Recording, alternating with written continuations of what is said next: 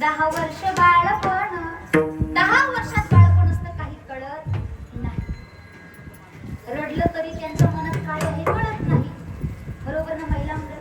कधी खेळत राहतील तर कधी काय करतील नाही सांगता येत. 20 वर्षामध्ये तारुण्य असतं आणि तारुणपणात एखाद्या मुलाला वाटतं फक्त मौज मजा करणं, शिक्षण सगळ्या गोष्टी बाजूला सारून त्याला वाटतं की फक्त आनंद लुटायचा. आणि 30 वर्षात एकदा काय प्रपंच पाठीमागे लागला, संसार पाठीमागे लागला, बायकोचं ऐकावं की आईचं ऐकावं की बापाचं ऐकावं, सर्वात मोठा ठिकाणी प्रश्न निर्माण होतो. 40व्या वर्षामध्ये डोळ्याला 40 येते, जवळचं दिसत नाही आई, लांबचं दिसत नाही. मग आपण चष्मे बदलतो. खरा चष्मा दिला ज्या भगवान परमात्म्यानं, त्या चष्म्यानं त्या डोळ्यानं किती वेळा पंढरपूर पाहिलं. डोळे तुम्ही घ्या रे सुख, पहा विठोबाचे मुख. संत महात्मे म्हणतात डोळे कशा करिता दिलं, डोळे कशा करिता दिले. महिला म्हणतात खरं या डोळ्यांनी पंढरपूर पाहण्यामध्ये जे सुख आहे ना, ते संसार पाहण्यात सुख अजिबात नाही. म्हणून पहा विठोबाचे मुख. 50व्या वर्षामध्ये दातांच्या कुंडली हलतात. पण किती आपण चांगल्यातले चांगले डॉक्टर बदलले. मला सांगा, ठाण्याच्या डॉक्टर मध्ये काही फरक पडला नाही तर आपण मुंबईच्या डॉक्टरकडे जातो. पण आताच विचार केला पाहिजे, एकादशी पकडायची का सोडायची. आताच विचार केला पाहिजे, सोमवार धरायचा का सोडायचा. पण आपलं आयुष्य चाललेलं आहे. पुढे सांगितलेले 60ची बुद्धी नाठी.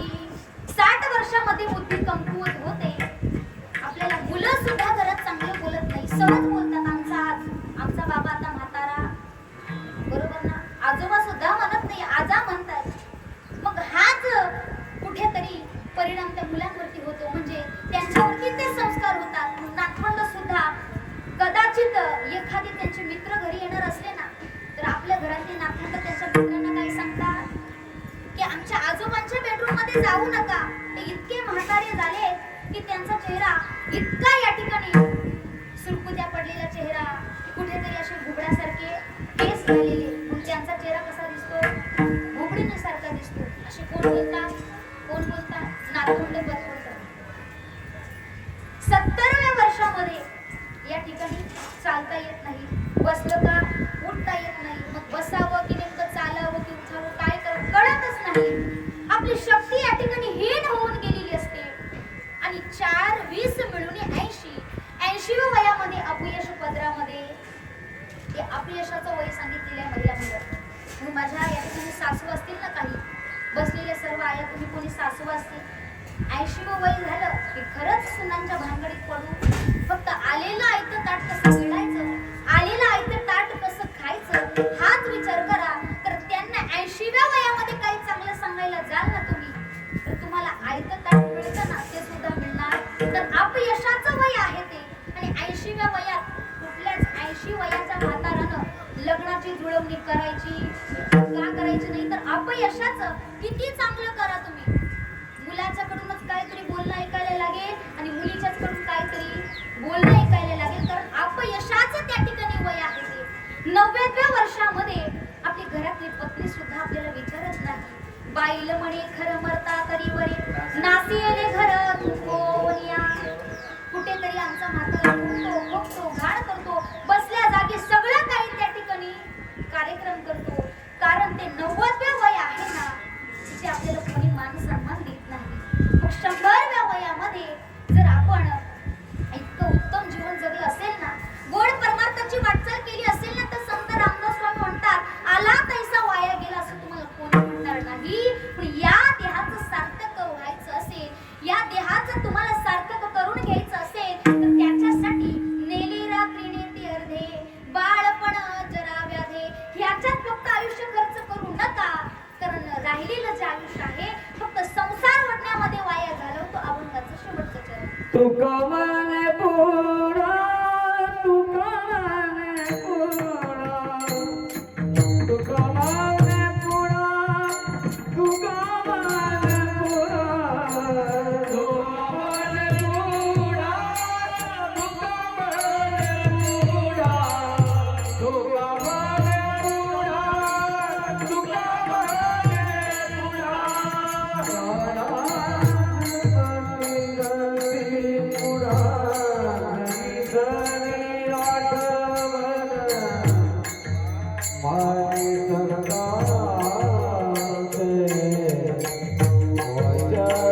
Hare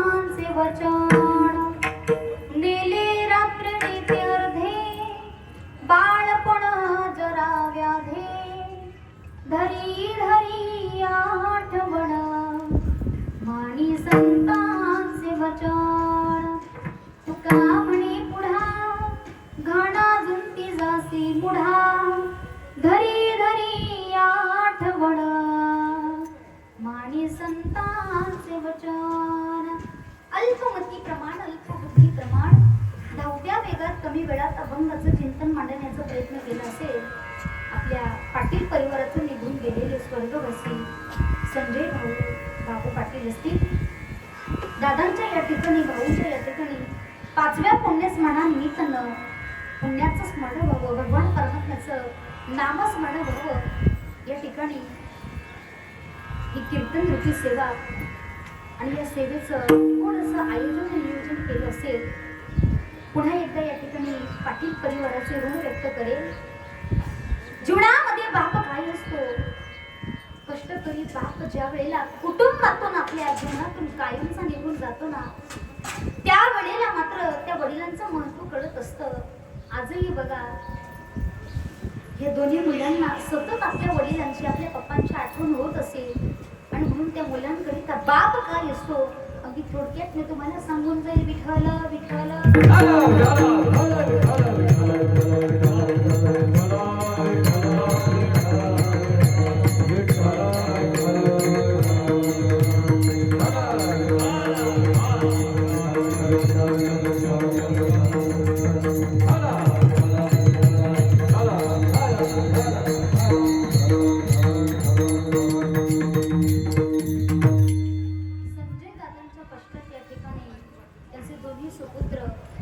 जयेश भाऊ असतील आणि हर्ष भाऊ असतील, त्यांच्या या ठिकाणी दादांच्या या ठिकाणी पुतणी भावनाताई असतील आणि एक बंधुराज या ठिकाणी जहीन दादा असतील, त्यांचे पुतणे या ठिकाणी गिरीश भाऊ असतील, जाऊ या ठिकाणी त्यांच्या वहिनी विद्याताई आणि प्रगतीताई असतील, लताताई असतील आणि निशाताई, संजय दादांची धर्मपत्नी, त्यांच्या कष्टात त्यांचा हा सगळा परिवार आणि 3 बहिणी असतील आणि ह्या परिवारातून अगदी नितांत प्रेम करणारं पात्र म्हणजे या ठिकाणी आपले संजय दादा असतील. ज्या ज्या वेळेला भाऊबीजेचा सण येईल ना, ज्या ज्या वर्षाला राखी पौर्णिमेचा सण येईल, त्या 3 बहिणींना मात्र नित्य आठवण होत राहील, सतत आठवण होत राहील. कुठे गेला आमचा दादा, दिसत कसं नाही, येणार दादा झोपा येत नाही. दादा, अरे तुला जाऊन 5 वर्ष झाली. जन्माला आल्याच्या नंतर प्रत्येकाला जावंच लागतं हे आम्हाला माहीत आहे, पण इतक्या लवकर सोडून आम्हाला जाशील ना असं वाटलं सुद्धा नव्हतं. आज बघा, ज्या बहिणींच्या जीवनातून पाठोपाठ 3 भावांनी निघून जावं आणि एक भाऊ या ठिकाणी एकटाच राहिला. काय रे देवा, आम्ही जीवनामध्ये काय इतकं पाप केलं होतं? काय आमच्या जीवनामध्ये काही गोष्टी करत असताना चुकल्या गेल्या होत्या की पाठोपाठ 4 भाऊ आमचे निघून गेले. 4 ही भावंड गेल्याचं दुःख या 3 बहिणींना सतत सहन करावं लागेल. खऱ्या अर्थानं आज ज्या वेळेला एकट्या भावाला सोडून हे 4ही भाऊ निघून गेले असतील आणि म्हणतात ना, हे 5 भाऊ म्हणजे का या ठिकाणी 5 पांडवांसारखे एकमेकाला सतत साथ देत होते, एकमेकाला या ठिकाणी सोबत देत होते, एकमेकाच्या खांद्याला खांदा लावून इतका सगळा परिवार ह्या सर्व 5ही भावंडांनी जोपासला होता. एकत्रित कुटुंबाचा वारसा जपला होता. पण एकुलत्या एका भावाला या ठिकाणी सोडून 4 भाऊ निघून गेले. आज मात्र 4ही भावांची आठवण त्या जैन दादांना होत असेल. काय रे देवा, मी काय जीवनामध्ये कुठे चुकलो होतो? माझे दादा काय कुठे चुकले होते? कोणतं पाऊल टाकत असताना त्यांच्याकडून काही चूक झाली असेल तर तू पदरात घ्यायचीस ना. सांगायचं तात्पर्य, किती काय देवाला दोष द्यावा आणि करुसावे न लगे भोवता, आपुल्या संचिता वाचुनिया. संचित कर्माचं जे भोग आहे ना मायबाप, ते भोगल्याशिवाय पर्याय नाही म्हणतात. अगदी त्याप्रमाणे संचित कर्माचं भोग म्हणून या कुटुंबांना आज खंबीरपणे उभं राहून एकमेकाला या ठिकाणी साथ देऊन, सोबत देऊन आज हा परिवारावरती इतकं दुःख आहे. बहिणीने किती हाका मारावी, कुठल्या या ठिकाणी कानानं 4ही भाऊ ह्या बहिणींची हाक ऐकली. ताई, येतो ग राखी पौर्णिमेच्या सणाला. गेले ते किती सण, आली ती दिवाळी, बहीण तुझी रे आता कोणाला ओवाळी. दादा, अरे राखी पौर्णिमेच्या सणाला येतो ग असं म्हटल्याबरोबर, भाऊबीजेच्या सणाला येतो ग असं म्हटल्याबरोबर बहिणीला जो आनंद होतो ना, तो आनंद आज मात्र राहिला नाही. का? ज्यावेळेला जहीन दादा या 3 बहिणींना भाऊबीज घेऊन जातील, राखी पौर्णिमेच्या सणाला तिन्ही बहिणींनी माहेरात येऊन दादाला राखी बांधावी, पण चारही भावंडांच्या आठवणीने डोळे पाणवतील, डोळ्यामध्ये आसरू येतील, किती रडावं, कोण कोणत्या दादाला हाक मारावी.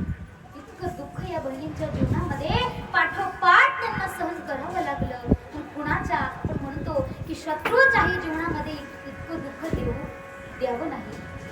खरंच आजही बघा, आमच्या विद्याताई असतील, लताताई असतील, आल्याच्या नंतर ताईंनी सांगितलं, निशाताईंनीही सांगितलं, खरंच ताई फार कंटाळलोय आता दुःखाला. कुणी सांगावं का हा विधी करा, कुणी सांगावं की ह्या देवाला हा नवस करा.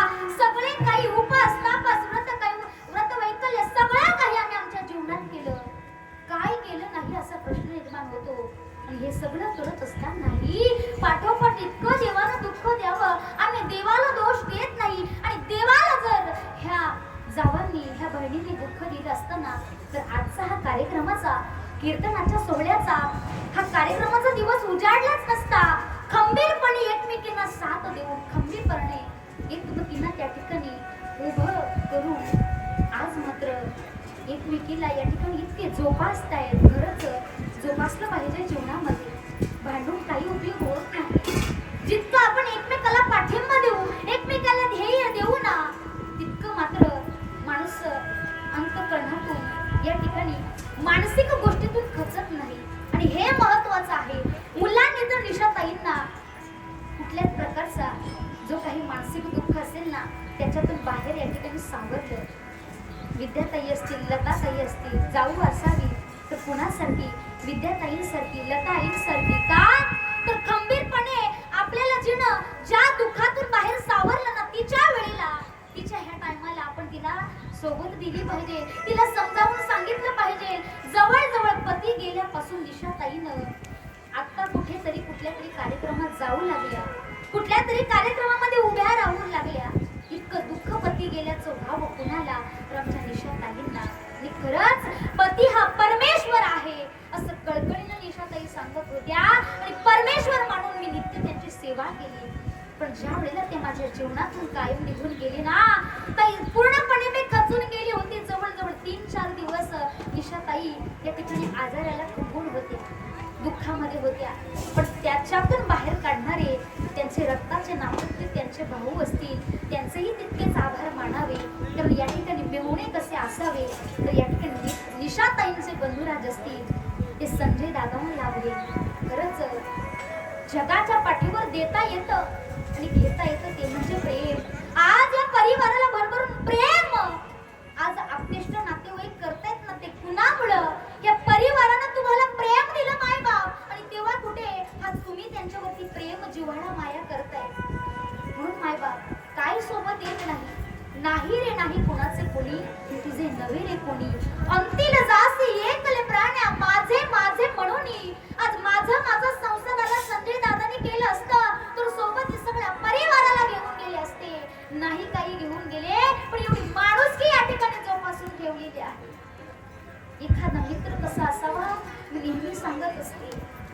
तर एखादी अशी वेळ येते ना कोणाच्या जीवनात, जशी या परिवारावरती वेळ आली, त्याच्यातून सावरणाऱ्या हा सगळा तुम्ही आपतेष्ट पाहुणे मंडळी असतील. सांगायचं तात्पर्य की एखादी अशी वेळ येते ना, त्याच्यातून काही माणसं अशी असतात की जी साथ देतात, पण काही माणसं साथ सोडणारी सुद्धा असतात. पण संजय दादांचं इतकं गोड नेतृत्व, गोड व्यक्तिमत्व, सुंदर असं जीवन, उत्तम असं जीवन, की अनेक मित्र मंडळी जोपासली. का तर मित्राच्या मदतीला संजय दादांनी धावून जावं. रात्रीचा दिवस आहे हा विचार न करता त्याची गरज काढली. पण आज निशाताईंच्या जीवनामध्ये, निशाताईंच्या पदरामध्ये इतकं दुःख असतानाही अगदी बहिणीसारखं अनेक मित्रमंडळांनी आपला मित्र गेल्याचं दुःख असताना आपल्या बहिणीला जोपासलं, त्यांना पाठिंबा दिला, त्यांना साथ दिली, समजावून सांगितलं, ताई घाबरू नका. आमचा मित्र जरी गेला असेल ना, तुमचा संसार जरी थांबला असेल ना, तरी खरंच या ठिकाणी आम्ही तुम्हाला सतत साथ देणार. ह्याच्यातून आम्हाला मार्ग काढणारा एकमेव माझे भगवान परमात्मा. आणि खरंच देव माणूस आपण म्हणतो ना, त्यातली म्हणजे या ठिकाणी संजय दादा. देव माणूस निघून गेला, पण देवासारखी माणसं जोपासली. निशाताईंच्या दुःखात सहभागी अनेक अवतिष्ठांनी पाहुणे मंडळांनी व्हावं एक प्रकारे देव धावून येणं ही तशीच गोष्ट आहे म्हणा. आज या ठिकाणी एकूण ते एका भावाला सोडून संजय दादांनी जावं. लहानपणी ज्या भावाने एका ताटामध्ये जेवण केलेलं असतं बघा, एकमेकाच्या तोंडामध्ये एकमेकांना घास भरवलेला असतो बघा, हे आज मात्र सतत आठवण होत राहील. कुठल्या कुठल्या दादाला हाक मारायची, कोणतं काम करायचं म्हटलं, चौघ्या भावांपैकी कोणता भाऊ या ठिकाणी की एकट्या भावाला मदत करण्याकरता येईल हा प्रश्न निर्माण होईल बघा. पण आज मात्र ह्या चौघ्या भावंडांची जिथपर्यंत स्वर्गाची या ठिकाणी प्रवास झाले असतील ना, त्या चौघ्याही भावंडांनी एकत्रित येऊन आज त्यांच्या नावानं सगळ्या कुटुंबानं आयोजित केलेला हा पुण्याचा कार्यक्रम आहे, ज्ञानदानाचा कार्यक्रम आहे ना. डोळे भरून पाहत असतील बघा, आणि डोळे भरून पाहत असताना चौघ्याही भावंडांच्या डोळ्यामध्ये अश्रू येत असतील की काय माझा परिवार, काय आमचा सगळा परिवार, काय आमच्या या ठिकाणी सगळ्या धर्मपत्नी आहेत की आमच्या सगळ्यांच्या नावानं हा कार्यक्रम आयोजित केला. सांगायचं तात्पर्य की शेवट गोड होणं हे महत्वाचं आहे. आणि संत महात्म्यांनी ह्या करीताच तर आताच केला. आपणही या संसारातून प्रपंचातून आपलाही शेवट गोड व्हावा, तेव्हा कुठेतरी आपण निश्चिंत होऊ. पण शेवट तो भला, बहु आमचा गोड झाला, बहु माझा गोड झाला, आलो निजाच्या माहेरा, भेटी रखुमाईच्या वरा, याच्यासाठी केला होता टाहास, शेवटचा दिवस गोड व्हावा. आणि तो आजचा दिवस या ठिकाणी खऱ्या अर्थानं उजाडला. आणि जवळजवळ जेव्हापासून कीर्तनाची तारीख दिली होती ना महिला मंडळ, तेव्हापासून हा आजचा दिवस उजाडण्याची वेळ सगळ्या या ठिकाणी वहिनी, सगळ्या या ठिकाणी बहिणी वाट पाहत होत्या. अगदी तळमळीने ही सेवा आणि या सेवेचं फळ भगवान परमात्मा या परिवाराला तर देईलच. आणि या ठिकाणी आपले जे या ठिकाणी पती, आपली घरातली जी काही माणसं निघून गेलेली आहेत ना, भगवान परमात्मा त्यांच्या आत्म्याचं चिर शांती लाभवेलच. पण बघा, जे काही मातृपितृवर्ग निघून गेले असतील ना, ते सतत या आपल्या मुलांना, आपल्या मुलींना, सगळ्या परिवाराला, लेकी बाळींना, बहिणींना आशीर्वाद दिल्याशिवाय राहणार नाही. कारण आपला ज्यावेळी पूर्ववर्ग, मातृपितृवर्ग निघून जातो ना, तुका म्हणे पितृ आशीर्वाद देती, कल्याण इच्छिती तयाकुळा. आपल्या परिवाराचं कल्याण होत असेल तर कुणाच्या बळावरती, तर मातृवर्गानं पितृवर्गानं दिलेला कुळाला, कुटुंबाला, परिवाराला आशीर्वाद तो असतो ना, त्या आशीर्वादानं आपल्या कुटुंबाची प्रगती होत असते बघा.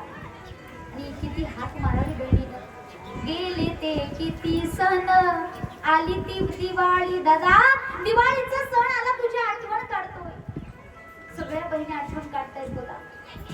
साडीसाठी आठवण काढतात का तर नाही, साडीची आठवण तर आम्ही काढतच होतो. पण तीच साडी तो आम्हाला देत असताना, एखादा भाऊ बहिणीला साडीचा मान करत असताना, परंपरा जोपासत असताना, बहिणीनं भावाला केलेली जी ओवाळणी आहे ना, ते ओवाळणीतून बहिणीचं मागणं असतं देवाला, देवा माझ्या भावाचं आयुष्य वाढव रे देवा, जेणेकरून माझ्या वहिनीच्या कपाळाचं कुंकू सुरक्षित राहील.